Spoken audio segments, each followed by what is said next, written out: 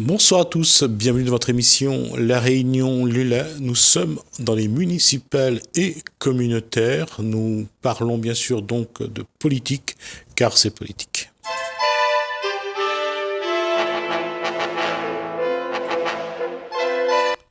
Et nous allons aller à la Plaine des Palmistes. Nous recevons Amandine Ramaille. Bonsoir. Bonsoir. Alors, vous êtes candidat donc à la Plaine des Palmistes. C'est votre première candidature ? Non, c'est la deuxième fois que je me présente en tant que candidate tête de liste sur la Plaine des Palmistes. D'accord. Voilà, en 2014, j'étais la première femme de l'histoire de la Plaine à m'être présentée. Et là, à nouveau, je suis devant la population palmi-plainoise. D'accord. On va d'abord demander qui est Amandine Ramaille.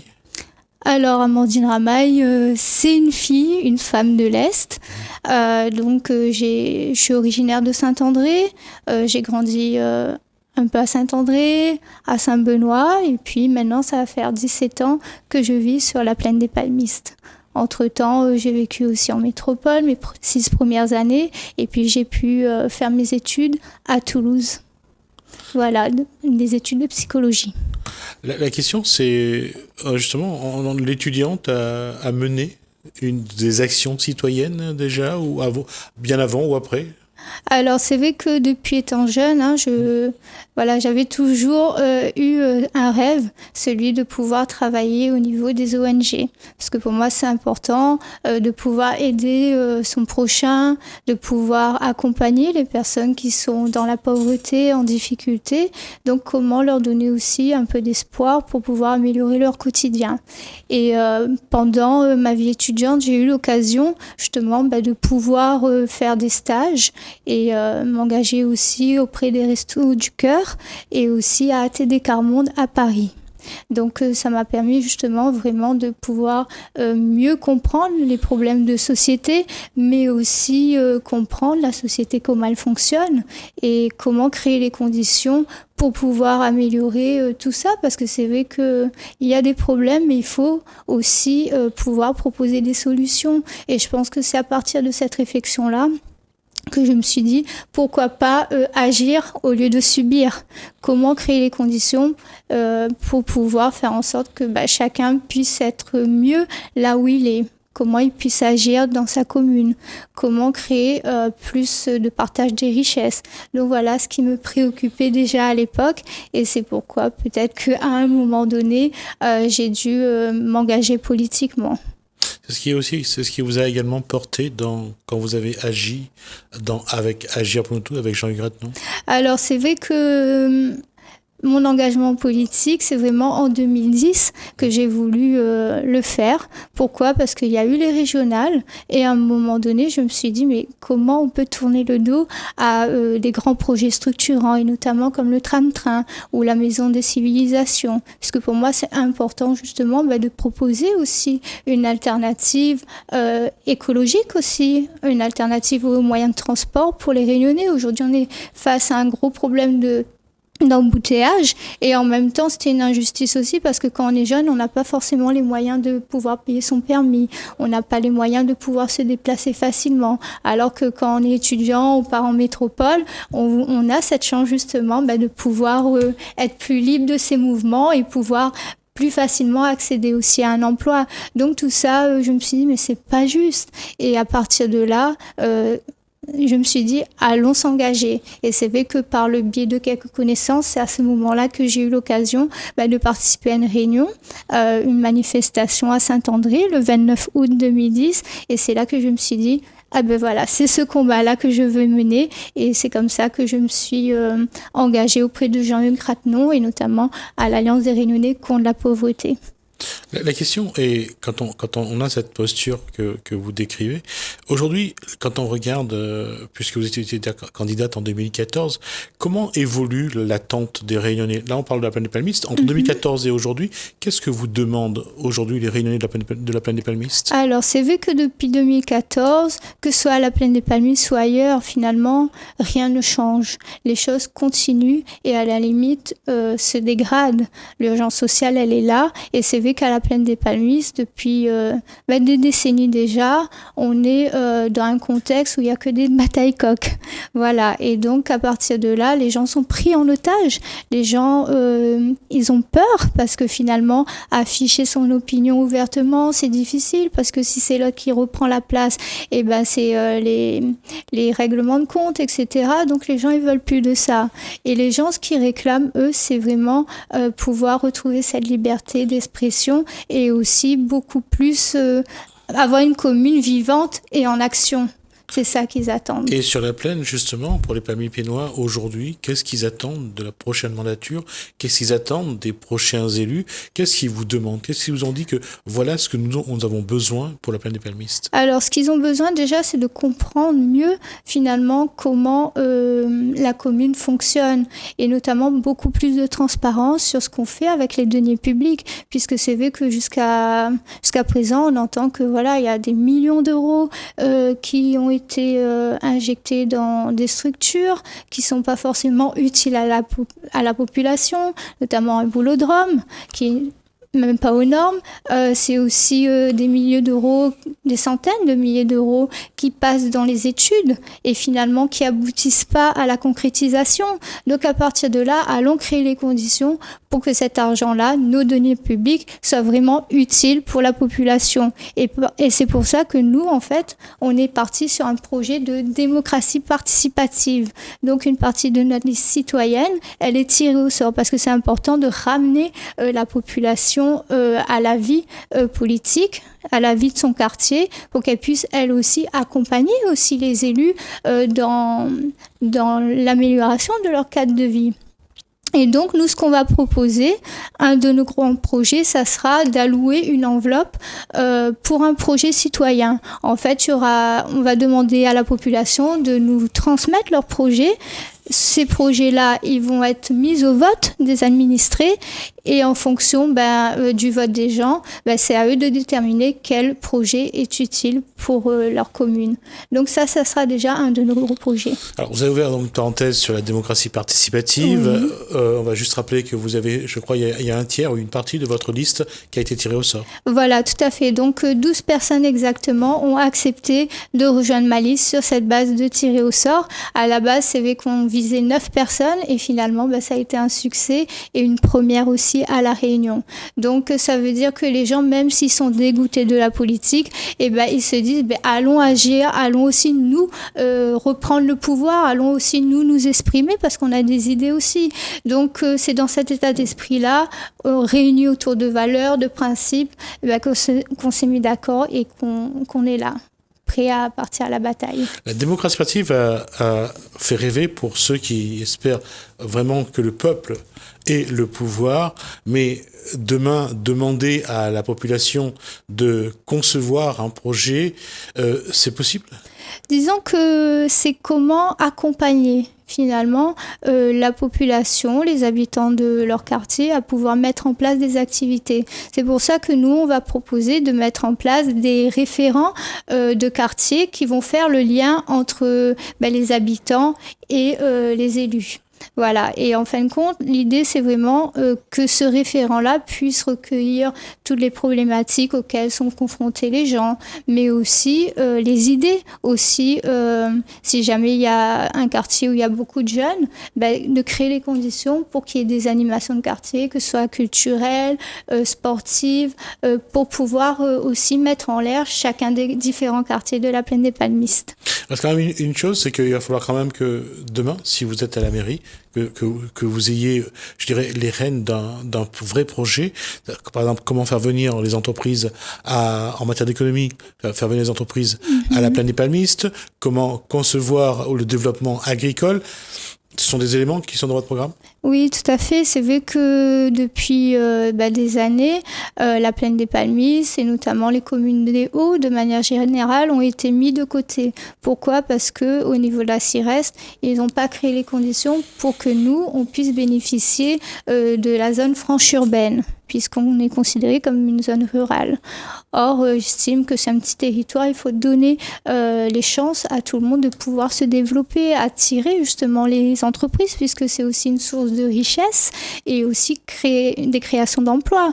Donc aujourd'hui, les entreprises ont du mal à s'installer, même les personnes qui souhaitent monter leur entreprise, c'est difficile puisque ça demande déjà d'avoir les moyens pour pouvoir investir.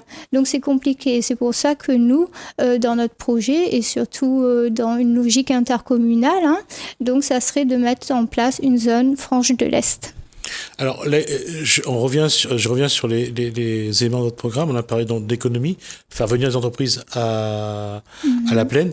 Et comment aujourd'hui, il y a eu le long épisode en matière d'élevage pour le bovin, tout ce qui a décimé le cheptel là-haut à la plaine des Palmistes. Aujourd'hui, il faut encore s'appuyer sur l'élevage pour le développement, que ce soit l'élevage ou l'agriculture?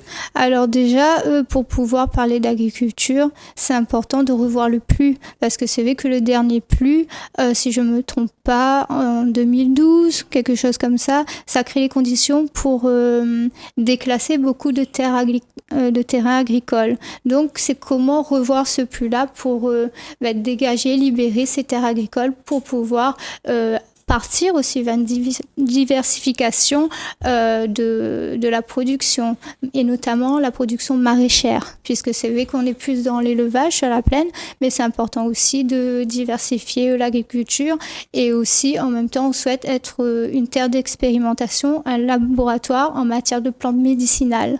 Donc ça c'est un de nos projets, puisque c'est vrai que la santé c'est une problématique qui touche beaucoup de monde aujourd'hui, et c'est vrai que même si c'est pas forcément une des priorités ou une des compétences, mais c'est important d'accompagner la population en matière de santé. Et en même temps, nous, ce qu'on souhaite, c'est de créer une régie communale agricole pour pouvoir fournir des produits bio et locaux aux élèves au niveau de la cantine scolaire. Je reviendrai sur l'agriculture, justement, en matière d'alimentation scolaire. Une question sur le goyavier, un projet particulier ou pas? Alors, nous, ce qu'on souhaite, c'est créer un musée des goyaviers. Donc, ça permettrait déjà de toucher le maximum de monde, attirer du tourisme, mais surtout de mettre en valeur ce produit, parce que le goyavier, c'est pas que le petit fruit, mais c'est aussi tous les dérivés, toute la transformation qu'il y a, mais c'est aussi le côté artisanal, comment on transforme le bois, etc. Et donc, c'est important de montrer notre savoir-faire. Et dans ce musée-là, ça permettrait justement aux différents acteurs de pouvoir venir animer ce musée. Par exemple, s'il y a des scolaires qui viennent, de leur expliquer comment on travaille le bois, c'est quoi le goyavier, qu'est-ce qu'on peut faire à partir du goyavier. Donc, vraiment mettre en valeur ce petit fruit-là et aussi créer, ou en tout cas réfléchir à créer un label goyavier. Mettre la production agricole de la plaine dans les assiettes des élèves, au moins de primaire, c'est quelque chose que aujourd'hui il faut l'inscrire dans le programme. Bien sûr, puisqu'on est justement pour cette promotion des produits locaux et bio, et c'est important de garantir des produits de qualité, et en même temps, si on habite à la plaine des Palmistes, si on n'a pas l'occasion d'offrir à nos marmailles aussi la production locale, les petits goyaviers qui sont faits chez nous, ça serait vraiment dommage. Et en même temps, il faut aussi derrière penser aussi qu'il y a un côté éducatif, et aussi comment ramener les enfants à pouvoir manger plus de fruits et de légumes. Parce qu'aujourd'hui, on fait face à un gros fléau en termes de maladies métaboliques, le diabète, l'hypertension, l'obésité, et c'est important aussi d'être dans cette action santé-là. On a parlé de goyavier, bien sûr on va parler d'agriculture, de tourisme et d'agro-tourisme. Aujourd'hui, la plaine reste un écrin dans un coffret qu'il faut... polir de temps en temps, parce qu'il faut attirer du monde. Quels sont les atouts pour vous? Quels sont les atouts touristiques de la plaine qu'il faudra mettre en avant pour continuer à faire venir du monde à la plaine des Palmistes? C'est vrai que, comme on dit souvent, lorsqu'on fait le terrain, c'est comment créer les conditions pour que quand les gens viennent à la plaine, ou même avant de venir à la plaine, ils savent qu'est-ce qu'il y a à faire. Et pour ça, déjà, il faudrait créer les conditions pour au moins mettre un point infotouriste au niveau de la mairie. Et à partir de là, nous, c'est vrai que le côté culturel, c'est important et c'est pour ça qu'on souhaite mettre en place un musée de la mémoire de la plaine des Palmistes, parce que c'est vrai qu'on ne connaît pas notre histoire. Et aussi, ça nous permettrait justement de se réapproprier un peu notre identité en tant que Réunionnais et la partager avec autant les touristes locaux, les élèves, mais aussi les touristes qui viennent de métropole ou de l'étranger. Donc il y a cet aspect-là à voir. Il y a aussi le côté loisirs, sport, activité physique, puisque c'est vrai qu'à la Plaine des Palmistes, il y a beaucoup de grands sportifs, notamment en termes d'athlétisme, etc., de karaté dernièrement. Donc il faut mettre en valeur cette jeunesse-là et c'est pour ça qu'avec les associations, avec tous les acteurs de ce milieu sportif, on souhaite remettre en place les jeux les jeux de la plaine. Les jeux des plaines voilà. qui avaient eu lieu dans les années 80, voilà, 90. C'est ça, et des jeux intervilles pour justement redynamiser et mettre en avant tous nos atouts. Et pour ça, il faut aussi restructurer aussi le côté sportif. Et en même temps, autre point important, c'est le bien-être. Parce que nous, on souhaite... Parce que c'est vrai que jusqu'à présent, il n'y a jamais eu de piscine municipale pour les enfants. Aujourd'hui, c'est une obligation pour passer le bac de savoir nager. Donc déjà, il y a une injustice sociale pour nos marmailles, nous, à la plaine. Donc rétablir déjà cette justice sociale. Et en même temps, à partir de ce bassin-là, c'est mettre des toboggans, mais aussi un hammam, un sauna, pour pouvoir justement faire en sorte que la plaine soit un lieu de détente, de bien-être, voilà, que les gens y viennent en famille le week-end ou le soir pour pouvoir justement se détendre aussi dans un cadre agréable.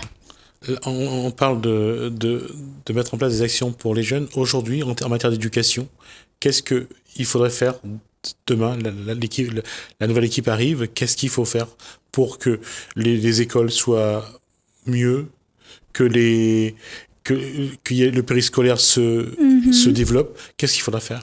Déjà, c'est vrai qu'avant de parler de ce qui se passe à l'école, c'est important d'aller voir autour. Et par exemple, il y a une nouvelle école primaire qui a été livrée il y a quelques temps de ça. Aujourd'hui, il n'y a pas de bus scolaire pour acheminer les élèves jusqu'à l'école.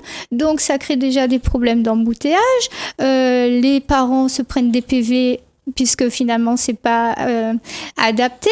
Donc comment on peut créer les conditions pour que les enfants déjà ils commencent bien la scolarité puisqu'on est déjà là-dedans. Ensuite c'est important aussi au niveau des conditions de travail, faire en sorte que les élèves puissent aussi étudier dans des conditions favorables parce qu'il fait froid, c'est humide et c'est vrai que mettre un chauffage ça pourrait être déjà un début pour pouvoir faire en sorte que les enfants puissent être mieux concentrés aussi et informatiser aussi les classes puisqu'aujourd'hui on n'est pas du tout informatisé alors que dans d'autres écoles on tend vers cette informatisation donc c'est créer les conditions pour que les enfants aussi puissent apprendre avec d'autres outils. Voilà. C'est à la commune d'apporter ces outils ou c'est à l'éducation?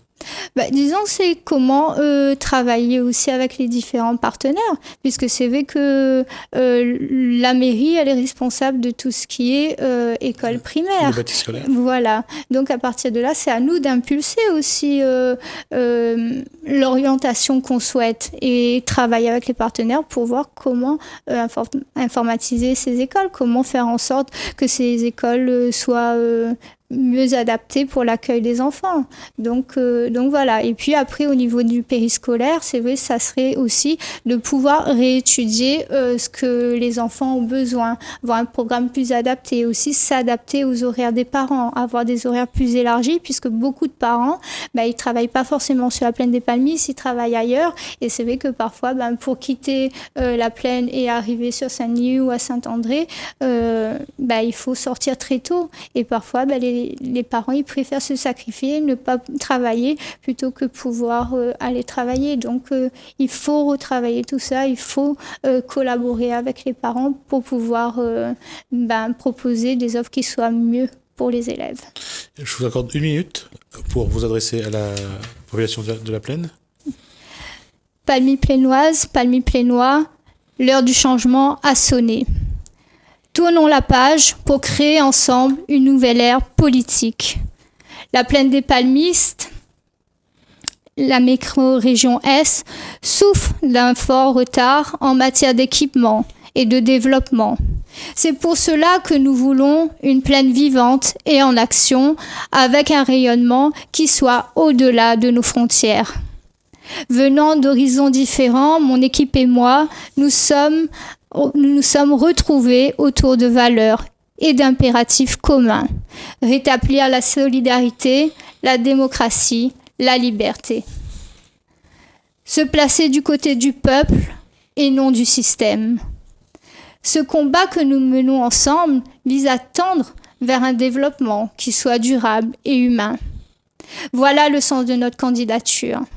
Nous voulons une plaine où il fait bon vivre, car les jeunes sont en souffrance, les personnes âgées et les personnes en situation de handicap sont complètement isolées et abandonnées. En clair, la société est malade. La précarité ne cesse de croître et ce constat perdure et nous oblige à être force de proposition pour rectifier le tir. Vous qui êtes déçus de la politique, ne tombez pas dans l'abstentionnisme. Faites de votre bulletin de vote une arme pour exprimer votre mécontentement et donnez-vous cette chance d'écrire cette nouvelle ère politique. Pensons à nos enfants, aux générations futures, à ce que nous voulons laisser comme héritage. Votre bien-être est notre priorité. Élus, nous serons vos défenseurs, vos porte-parole auprès des institutions. Et comptez sur nous pour faire entendre votre voix. Et pour conclure, pas une voix ne doit être donnée aux macronistes qui sont visibles et ceux qui sont masqués. Merci Amandine Ramaille, merci d'avoir répondu à notre invitation. Merci à vous de nous avoir suivis. Merci Hélène, merci François.